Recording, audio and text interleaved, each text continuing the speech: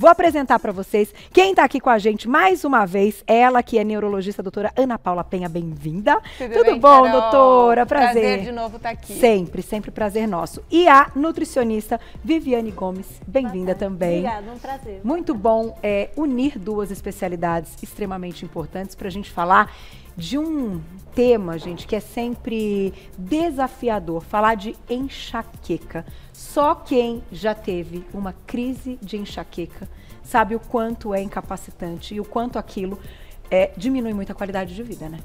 Exatamente, Carol. Você sabe que a gente tem estudo epidemiológico que mostra que a enxaqueca comete quase 1 bilhão de pessoas no mundo, tá? E a gente tem um dado assim que é alarmante, que mais de 15% dos brasileiros sofrem de enxaqueca. Uau! E assim, a gente sabe que é uma das doenças mais incapacitantes do mundo. É verdade. Em terceiro lugar, existe um estudo global que mostrou que entre todas as doenças, a enxaqueca, ela ocupa o terceiro lugar, medalha de bronze para enxaqueca e incapacidade, em dias perdidos ali, né? Então, é um impacto social, econômico, da vida pessoal, familiar, assim, absurdo, né? E que eu acho até as pessoas que têm uma primeira crise, depois ela tem uma segunda crise, depois outra crise. Eu já tive muitas crises de enxaqueca, graças a Deus estou num bom momento. Eu e Juju, minha produtora querida, quantas figurinhas trocamos, né, Juju? Mas o que eu acho que é algo que a gente precisa comentar é que a pessoa acaba ficando restrita a uma série de coisas e ela tem aquele medicamento que uma vez deu certo, então se ela não está com ele próximo, ela pira. Isso acontece também, não é, doutora? Exatamente. Vira uma coisa assim meio viciante e que aquilo já te coloca num problema. Exato, isso tem até um nome, né? Isso se chama cefaleia por abuso de analgésico. Então, assim, a dor de cabeça é a principal queixa, né, que leva uma pessoa a procurar um neurologista. Então, nós neurologistas, assim, o que a gente mais recebe é dor de cabeça, mais do que qualquer outra queixa. E é muito comum essa questão da automedicação ou aquilo que um falou para o outro que dá certo. Então você toma um remédio A, depois você troca para o B, você vai tentando, né? E para a gente ter ideia do que a gente está falando, se você tomar mais de 2 analgésicos por semana, você já pode estar nesse grupo de cefaleia por abuso de analgésico. Puxa. Então, assim, é muito perigoso, porque o que acontece? Você entra num ciclo vicioso que o seu corpo para de produzir endorfina e a tua dor vai vir cada vez mais forte, tá? Então, o recado que a gente sempre fala, assim, né, pessoal, não é comum viver com dor, não é normal. Se você tem dor, você procure ajuda médica, porque existem tratamentos, né, cada vez mais eficazes contra a enxaqueca. E aproveitando que Vivi está aqui, nutricionista, o quanto então a parte da alimentação e dos bons hábitos podem ou evitar ou ajudar nessa recuperação, Vivi? Sim, nós devemos manter uma alimentação saudável, principalmente em momentos de crise dessa enxaqueca. Porque tem muitos alimentos que você fala, vai me ajudar na enxaqueca. E não, ele vai acabar agravando mais devido a compostos que tem nesses alimentos. Tá. Então devemos tomar muito cuidado, principalmente em épocas de crise, para ter uma alimentação saudável, horas de sono, manter o corpo bem hidratado, porque isso também é fundamental. Água, né? Extremamente. Água, extremamente. Mas se hidratar com água, porque muitas pessoas tentam se hidratar com outros tipos de líquido. Mas o aconselhável é a água. Tem algum alimento que pode ser gatilho nesse momento? Então, para algumas pessoas que relatam, enfim, ou fazem até aquela pesquisa, que eu acho que é algo que vocês pedem muito, né? Então, assim, anota quando que veio a crise, tá? O que você comeu ontem, o que você comeu tal. Existem já alimentos conhecidos que podem ser gatilho? Sim, temos alguns alimentos que podem ser esse gatilho e muitas vezes são alimentos que nem são industrializados, são alimentos naturais mesmo, mas devido aos compostos acabam causando esse de gatilho e disparando. Entendeu? Que nem tem pessoas que vai de tolerância de paciente para paciente. Que após o consumo de frutas cítricas, dispara o gatilho da enxaqueca. Então é uma coisa que tem que se prestar muita atenção.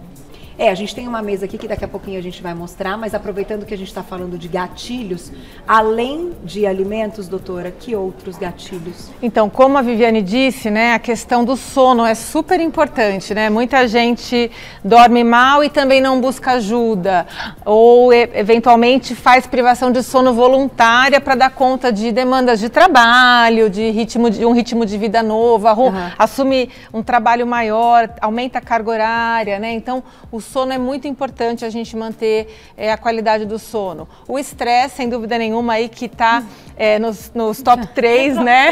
O estresse, ele atrapalha tudo, né, gente? O estresse, ele atrapalha tudo e assim, a questão da dor de cabeça, o estresse atrapalha o sono, que atrapalha a dor, quer dizer, vira aquela espiral maluca, né, Carol?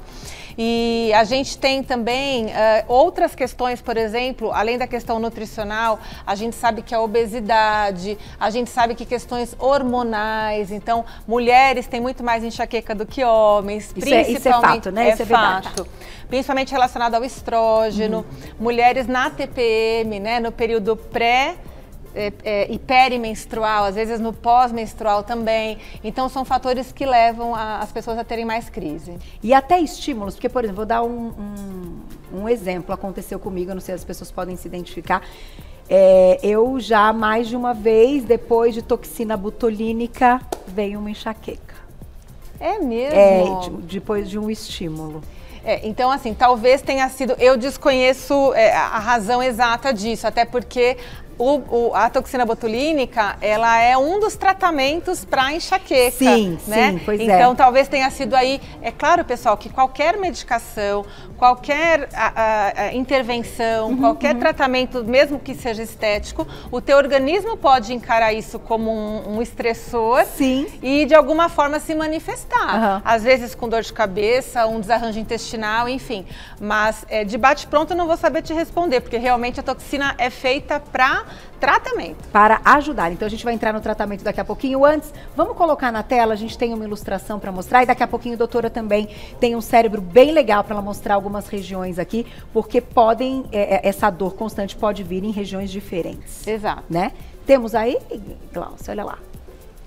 Por favor, pode explicar legal. pra gente. Então, a gente tem aqui, né, uma ilustração onde a gente vai mostrar, Carol, que a dor de cabeça, ela pode começar, né, ali na região do trigêmeo, na região temporal, onde acontece ali o que a gente chama de uma despolarização, né? Ela comete também meninges, e essa despolarização dos neurônios, ela acaba aumentando a sensibilidade à dor, tá? Que vai liberar uma série de substâncias, principalmente um peptídeo que se chama CGRP, tá? Que é o peptídeo ligado ao gene da calcitonina. E esse peptídeo, ele está relacionado, ele foi descoberto recentemente e ele é o grande vilão que a gente descobriu. Aí a gente está vendo as fosfenas, né? Que é aquela aura visual que a gente pode ter. Ali é um símbolo ali do ouvido, né? Uma ilustração de ouvido, porque eu posso ter zumbido também. Eu posso ter ali sintomas gastrointestinais, tá vendo ali o intestino, né? Então essa ilustração, ela é uma ilustração assim bem global do que pode estar acontecendo, né? Mas voltando um pouquinho à questão do CGRP, a gente sabe que essa substância, tendo sido descoberta recentemente, o tratamento mais atual, que é o anticorpo monoclonal, aquele que é feito subcutâneo uma vez por mês, ele é justamente para bloquear esse danadinho desse peptídeo que está lá na ilustração. Então é claro, assim, a gente nota, né, e percebe que vocês vão avançando muito com todos os tratamentos. Então, tem que procurar ajuda, como você disse, não é normal viver com dor e tem que buscar ajuda. Vou lá e já volto pra gente falar um pouquinho dos alimentos, Vivi, que a gente tá com uma mesa bem interessante e que eu acho que o público pode se identificar. E se não tinha pensado em algum deles, já vai anotar na listinha, né? Volto já pra gente continuar. Vou chegar aqui pertinho, então, até pra ver esse cérebro muito legal, pra gente falar também da questão da alimentação. Então, Vivi vai explicar um pouco por que a gente dividiu a mesa aqui, né? Sim. No joinha e no acho que não. Posso começar? Pode. Então, vamos começar pelos alimentos que não são benéficos para quem está em crise de de enxaqueca, com esse tipo de coisa. Vamos começar pelo refrigerante. O refrigerante que nós temos aqui, ele contém muito açúcar, além desse especificamente ter muita cafeína. Então a cafeína e o açúcar são dois gatilhos para estarem desencadeando a enxaqueca, porque o açúcar é um alimento inflamatório em excesso no organismo. Então ele vai causar inflamações que vai comprimir e vai causar a enxaqueca. E muitas vezes quando você está com a dor, você quer alguma coisa conforto, né? O docinho, né? E pode piorar. Pode piorar. Aqui também temos os energéticos.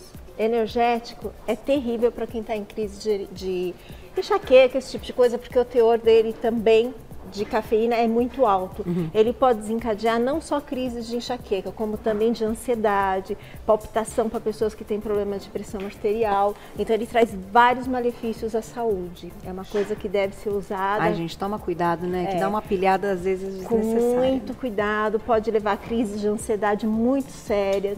Então é uma coisa que tem que ser muito bem administrada. É a arritmia cardíaca, né? Sim. É uma coisa que tem que ser muito bem administrada para quem quiser estar consumindo. Tá. O chocolate. Vamos falar do chocolate, né? Infelizmente. Infelizmente ele está aí. Ele tem substâncias como a tiramina, que vai ser um substrato da tirosina, que causa acentuar a dor da cabeça, da enxaqueca. Tá? Então é um alimento que não é aconselhável, e mesmo a pessoa quando está em controle, se quiser comer um chocolate, procurar um chocolate com teor maior de cacau, porque vai elevar o nível de serotonina. Então pode dar uma ajuda, só que também tem que ser muito bem acompanhado, porque não são todos os pacientes que conseguem estar comendo e não ter crise na enxaqueca. Doutora, pensando nessa questão alimentar que a Vivi está apresentando, o que você nota em consultório, né? Até, enfim, pensando em todos os gatilhos possíveis, se de fato esses hábitos são os que estão mais ligados mesmo aos problemas. Os mais ligados eu não vou te dizer, mas muito ligados com toda certeza. Eu acho que esses hábitos, essa questão principalmente aí da cafeína e do açúcar, né? Porque a cafeína, se a gente for pensar os refrigerantes, o energético, o cafezinho, o chocolate e tal, sem dúvida nenhuma que a cafeína é um grande vilão. Tá. Então, sem dúvida que as junk foods, a questão alimentar, né, as gorduras atrapalham muito. Mas é que hoje em dia a gente tem um fator aí de estresse, Carol, tão importante, com a questão da pandemia, isolamento social, burnout, os transtornos ansiosos. Isso tem sido assim tão gritante na nossa sociedade, no mundo inteiro, né? A Organização Mundial de Saúde tem falado muito aí que vai ser a nova pandemia, né? Esses transtornos mentais, infelizmente, que hoje em dia, se eu tiver que te responder, eu vou te falar que o maior gatilho é o estresse. Tá? Mais do que a alimentação, mas sem dúvida nenhuma que eles andam lado a lado. E para todas as doenças, né? Quando a gente pensa como um todo, né? De todas as patologias, tá lá no... o mais difícil, talvez, desse nosso momento que a gente está vivendo, seja gerenciar o estresse. Com toda certeza. Esse termo virou um termo que, né? Gerenciar o estresse, mas temos que tentar. Temos que aprender, né? Temos que seguir, né? Não tem escolha, né, gente? Não tem escolha. Agora, eu vou pedir para a doutora só mostrar essa questão que a gente viu um pouquinho nas imagens. Legal. Para depois a gente ir para os alimentos que Quando podem a ser gente mostrou o cérebro ali na ilustração, talvez não tenha ficado claro, mas a gente tem nessa região aqui, né, a região do nervo trigêmeo, que ele sai daqui de dentro, eu tenho uma alteração na polarização dos neurônios, tá? E isso faz aumentar a sensibilidade dos receptores de dor, tá bom? Aí eu vou abrir aqui o cérebro para a gente ver como que ele é por dentro. Olha que interessante. Aí a hora que eu abro, aquele neurônio que disparou no córtex, ele vai estimular regiões do trigêmeo, gânglio trigeminal, ele está nessa região. E aí ele vai mandar informações para o tronco cerebral e para o tálamo, tá? Então, tronco cerebral e tálamo, e depois volta para o córtex. Ana, por que eu tenho que saber todos esses nomes difíceis? Eu vou te explicar, muita calma.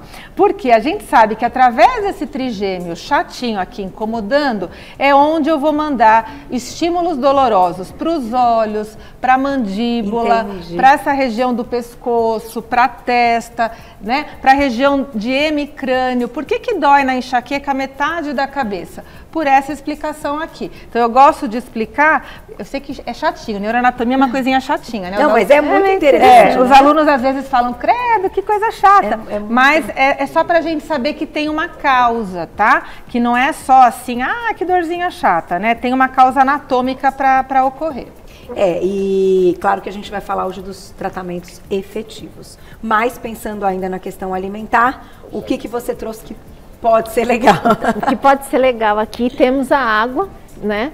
Que nós devemos nos manter hidratados não só em crise de enxaqueca, porque a água serve como um purificador do organismo, porque ele vai limpar as toxinas, resíduos que temos no organismo e também vai ajudar no fluxo sanguíneo. Porque se estamos desidratados, o organismo vai ter uma concentração de substâncias tóxicas e que pode desencadear. E também vai ficar mais difícil para o fluxo sanguíneo estar indo. Então vai ser uma coisa que vai causar dilatação desses vasos e vai começar a doer mais a enxaqueca ainda, além do que já está doendo. Tipo, né? Quem bebe, né, toma um porre, tá, é desidratação. Desidratado. Então é meio que essa, Exato. Relação do que acontece com essa Até tem uma dica que para pessoas que estão em crises de enxaqueca, tudo, geralmente causa muita náuseas, essas crises. Toma goles de água gaseificada, que dá uma amenizada nessas náuseas e ajuda. Então é bom. Que dá mesmo, né? Muita náusea. Náusea, enjoo, aí você pode ficar no escuro, apagar a luz. A luz atrapalha o barulho. Tudo atrapalha, tudo. Não tem posição. Eu também tenho. É uma coisa impressionante. Quando horrorosa. Vem assim, você reza pro negócio. E você já sabe que vai vir porque tem o fenômeno da aura, né? É assim que Você tem começa, aura? né? Eu não tenho até, mas assim, a minha tem algumas coisas que são constantes, sempre iguais.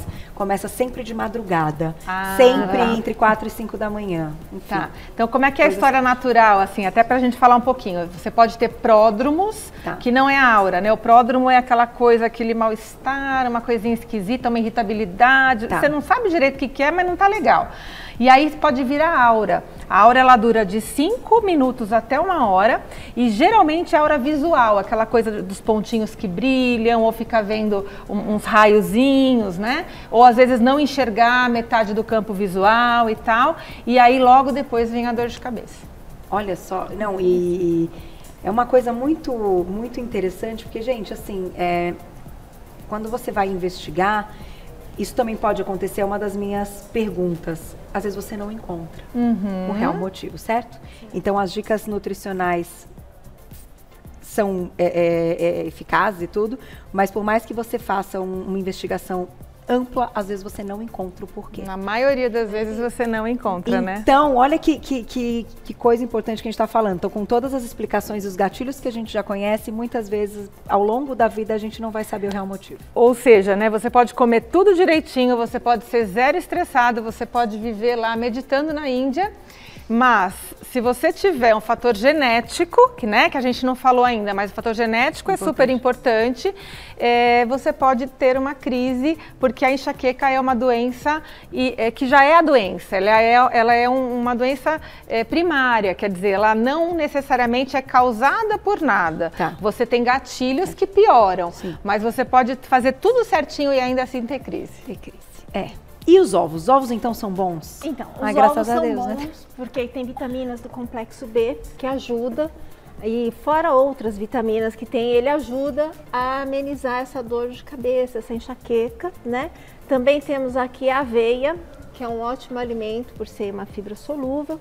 Ela contém triptofano, que vai ajudar, fora magnésio, manganês e outras substâncias aqui que também vão ajudar na crise de enxaqueca. Não só a aveia, como também outros alimentos integrais. Eles ajudam muito.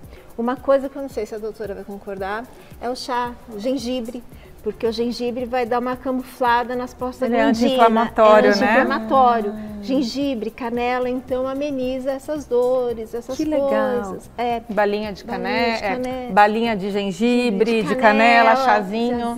Ajuda. Como também chás de flores, né? Flor de maracujá, flor de camomila, ajuda nessas crises, porque ele dá uma redução nas prostaglandinas. Que bom saber, boa notícia, né? Vamos sentar, meninas, para a gente falar dos tratamentos? E uma coisa também que eu reparei já que a gente está falando aqui para o público se identificar, que eu, ainda que esteja com a enxaqueca, eu vou correr. e eu acabo a corrida sem a enxaqueca. E é verdade. Carol, eu tô dando um relato, um depoimento muito verdadeiro. Eu tenho certeza porque a atividade física pode, então, melhorar essa questão anti-inflamatória? Gente, a Carol, é verdade, porque eu sigo a Carol no Instagram, sou super fã da Carol, e a Carol corre mesmo, sou meio doida, mas eu corro. Carol, não é comum, tá? É muito pelo contrário. A enxaqueca, um dos critérios diagnósticos, inclusive, que está lá no CID, que está lá na Sociedade Brasileira e Americana de Enxaqueca, de dor de cabeça, é a piora com o esforço físico. Sério? Faz parte do critério diagnóstico. Loucura, assim como a toxina botulínica da Carol piorou a dor. Juro por Deus. Não, falando real aqui, porque as minhas crises são meio esquisitas, né, Juju? Quando a gente conversa, fala, ela, mas você tem coisa hormonal? Não. É que a Carol é tão maravilhosa que as coisas dela são diferentes. Mas eu vou contar uma coisa pro público. Eu já apresentei o programa várias vezes com enxaqueca. E é a pior coisa estando no ar que eu já senti. Então, assim, já fiz programa com infecção urinária, já tive outras coisas. Mas a enxaqueca é realmente muito agressiva. Tudo pra gente conseguir pensar, pra gente conseguir realizar, pra falar, não é? Muito. Tudo incomoda, porque a luz incomoda, o barulho incomoda. Você não acha o jeito É um mal-estar tremendo. Eu já dei muito plantão também com enxaqueca, é difícil. Então, assim, é importante esse nosso assunto até para que as pessoas não desistam de procurar ajuda. E aí, queria te ouvir hoje o que é efetivo. Então, quando a gente fala de enxaqueca, a gente sabe que as crises podem vir a qualquer momento.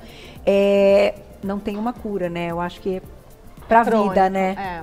Esse cuidado. A enxaqueca é uma doença crônica, tá? Que precisa de cuidados, né? Então, para sempre aí, você vai ter momentos na vida de melhora e de piora, tá? Então, a gente tem uma história natural da enxaqueca, onde momentos aí a gente tem piora na adolescência, idade adulta, depois melhora, às vezes algumas pessoas melhoram, mulheres melhoram na gravidez, depois pode ter um pico de novo no idoso, acima de 60, 70 anos, volta a piorar. Ou seja, é uma doença crônica que você vai ter que cuidar como se fosse aí um diabetes, tá? Então, primeira coisa, não se automedicar, não sair comprando o que você vê na farmácia, tentando aquilo que deu certo para o colega, para o vizinho, não é legal isso, não pode, tá? Segundo, saber que tem tratamento, hoje em dia a gente tem opções terapêuticas.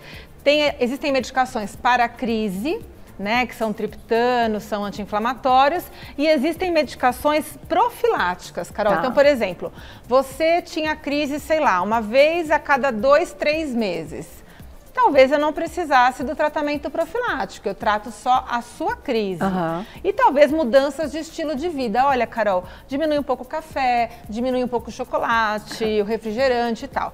Agora, não, eu tenho crise uma vez a cada 15 dias ou uma vez por semana e essa crise me derruba, então a gente vai precisar de um tratamento profilático. No tratamento profilático, a gente tem várias medicações que a gente utiliza, que são vasodilatadores, antihipertensivos, até antidepressivos, anticonvulsivantes, e hoje em dia a toxina botulínica, né, que a gente tem há alguns anos, e a maior novidade, como eu falei, aquela proteína, o peptídeo que foi descoberto, que é um anticorpo monoclonal, tá, que é uma grande esperança, que legal, que tem um único problema que faz um pouquinho mal pro bolso, porque ele é bem carinho. Como todas essas novas, né, as novidades. Né? E que é uma injeção subcutânea mensal, mas é o que eu falei para uma paciente ontem no consultório. Eu falei, olha, a gente tem que ter esperança, porque logo os laboratórios perdem a patente, e aí barateia o custo, e aí todo mundo produz e todo mundo fica feliz. Por enquanto é caro, mas é uma esperança. Olha que legal. E aí, mensalmente... Uma vez por mês você toma a injeção e, assim, muita gente tem tido benefício. Muito bom. Vou agradecer vocês, obrigada, Vivi, pelas dicas ali alimentares. Eu acho que, gente, é válido tudo que a gente possa colocar aqui como informação nesse momento para ajudar, porque realmente é incapacitante. Crise de enxaqueca não é brincadeira, né? E para conviver, e tem crianças com crises bem sérias de enxaqueca, acabamos não comentando, porque eu acho que também até mais delicado e merece uma análise, né, neuropediatra. Um neuropediatra bem sério, enfim, consulta bem feita e detalhada, mas que a gente não pode deixar para lá, né? Com certeza. Com certeza. Vou agradecer, então, passar o contato para vocês da doutora Ana Paula Penha, que é neurologista, @ abreviado, Ana Paula Pena, tudo junto, né? Não tem... DRA, doutora Ana Paula Pena, Ana tudo Paula junto. Pena, tudo junto, site neuroanapaulapena.com.br. E vou agradecer também Viviane Gomes, que é nutricionista, @Instituto Castro. É isso?